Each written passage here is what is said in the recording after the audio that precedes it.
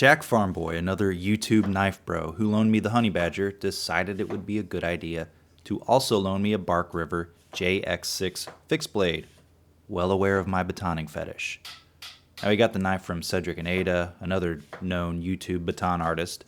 So if I have this right, it was shipped to Australia from the USA, shipped back to the USA, then shipped to a few other batoning curious as well. Now, the good news is this baton's two logs at once, hopping on the Prepared Mind 101 click train, and also somewhere near rock bottom in SEO of thousands of YouTube Bark River fanfiction wankfests until the asteroid batons us all into a trillion pieces. But before the asteroid becomes a meteor, let's take a look at the dimensions of this cute but useful fixed blade with a well-endowed handle, like the overall length and weight. Remember when Tom Cruise was going to play an asteroid in a movie adaptation of the video game? Yeah, I remember. Blade size and cutting edge. I forgot to say, you take a drink every time I say baton. Now, don't rewind it, just watch it twice. Or 3 times or 4 times, I don't care. Handle size, grip area. Did you know this knife has cut up a boot, been subjected to verbal insults, salt water, sandpaper, and has testified before a Senate subcommittee?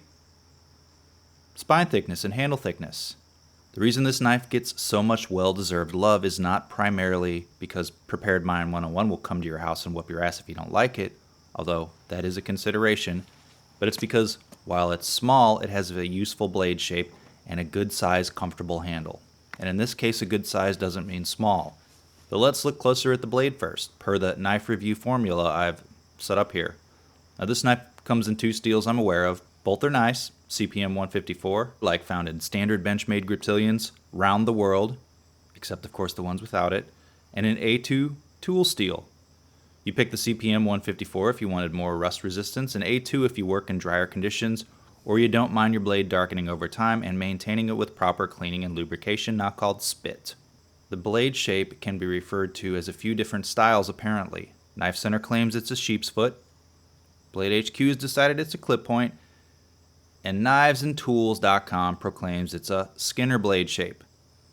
And maybe as I type this, some piece of shit somewhere under a YouTube video is correcting the uploader saying it's actually a reverse tanto. Let's call it a sheepskin, I don't care. Anything goes if Spyderco calls its military a modified clip point. The blade grind is convex, and the finish is a sandpaper satin per peat. The blade is adept at food prep and tree rat skinning mostly, as it's too small for any sort of real non-YouTube batoning. That's the only other thing you do with the knife, right? The handle. Lynn bless Prepared Mind 101 and Bark River for giving this thing such a nice sized handle.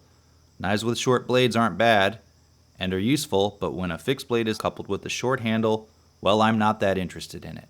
I mean, it's probably not interested in me either, to be honest. That's why I bought the larger handle for my Izula. The only thing just a little sucky about it are the corners on the scales near the handle's butt. I don't think most non-pretend bushcraft people come in contact with them, except when pulling the knife from its sheath. Easily solved with the paracord survival sculpture. The scales are polished micarta, so not quite as grippy in entrails as a standard non-polished micarta. The top of the blade has a generous Jimp-free sweep, perfect for a thumb. And unlike an Esee series, there's a useful, yet small Ricasso keeping your hand from touching the blade during finer tasks. So what else are you going to whine about? The sheath. The sheath is an extremely well-made leather one. It's stitched and welted. There are warnings on some websites not to use this with a pacemaker, and I think it's because there's a magnet in the sheath, and not because the knife is too sexy. The JX6 says, but there must. The magnet helps keep the knife in place, although I don't find it to be overly strong, as in I didn't realize there was a magnet in there until I wondered what the bump was on my sheath. Naturally, my first thought was the government was tracking me. The belt loop allows a vertical carry, or a slight angle. Rides a little high for my taste, although C2G Fab makes a dangler for this that might ride lower. I'll link a video at the end about it. My preference for a sheath is that the handle butt doesn't ride much higher than the top of my belt or pocket, and this rides higher. Comparisons. First, the JX6, a really nice blade. Again, my 2 complaints, very minor, would be higher riding sheath and not a fully closed loop on the back of the handle. Understand these are just opinions though, and the handle thing would probably require a redesign of the whole because the micarta would be too thin there. I'm not saying they should do it, I'm just saying I understand why they did it, sort of. Personally though, not a single one of my fixed blades has a lanyard on the handle though. And if Instagram is metric, people put lanyards on literally every fucking knife. I guess I'm not normal. I left my lanyard on my Sebenza scene here because that's probably a quarter of the MSRP. Fun fact, Chris Reeve was the first manufacturer ever to use paracord and titanium beads for a knife. Look it up on Snopes if you don't believe me. You should be thanking him he didn't patent it, knife people, okay? And you know, I don't know if you can still buy the JX6. It may be discontinued, so this video is probably pointless like most of my other videos. Now the Izula with the extended handles. Which is better now? Hard to say. The extended handles, I bought my Izula. Give it some, new usefulness. The Izula is a little easier to maintain the edge on my Spyderco brand Sharpmaker, whereas you probably use the sandpaper method to sharpen the JX6 using a mouse pad, and I'm still not that great at it yet personally. How about a Mora Companion? Stabbier, much cheaper. You could probably buy 10 or more of these for the price of the Bark River. If you don't have a lot of money and don't have an addiction to collecting knives, buy this. How about the Mora Eldris? Tiny blade and handle. This has its uses, like getting Wrangler Star over 1 million views by using a clickbait title without the name of the knife in it, the top of his table, and a crotch shot for the last 3 minutes. Let me just write that formula down there. Okay. Light and compact, though, for gram counters that, I guess, need light-duty knives. Is that it? Now, before the knife goes back to Jack, or maybe it's going to Journeyman junk, I don't know. Got a pile of loaners here that are stressing me out that I have to work through. I think it's getting passed to someone else.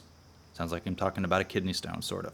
He did say I could baton with it, though. Pete at Cedric and Ada bent the tip because of battening. Not sure what that is. So I'll just dabble to keep people happy. This knife would be fine for feather sticking for 45 minutes instead of gathering kindling, if YouTube or the internet is any indication. Ferro rotting is good, cleaning small game, and food prep. If you're an idiot and also carry a larger fixed blade knife for just battening, this would make a good companion. Bark River makes their knives in Michigan, so you're supporting small businesses in America, and YouTube channels, of course. To be fair though, a bare bones Izula with extended handles is still a little bit cheaper. I know it's 2018, you think $10.95 is worthless. Sorry, I forgot.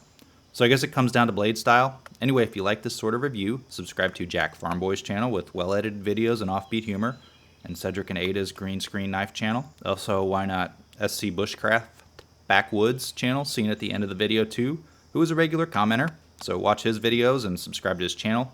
Last week I had a subscriber who didn't see the end videos.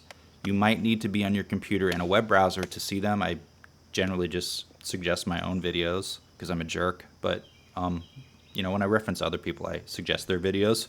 So like, subscribe, comment, donate to my Patreon. Thanks for watching. Maybe that shouldn't have been a question.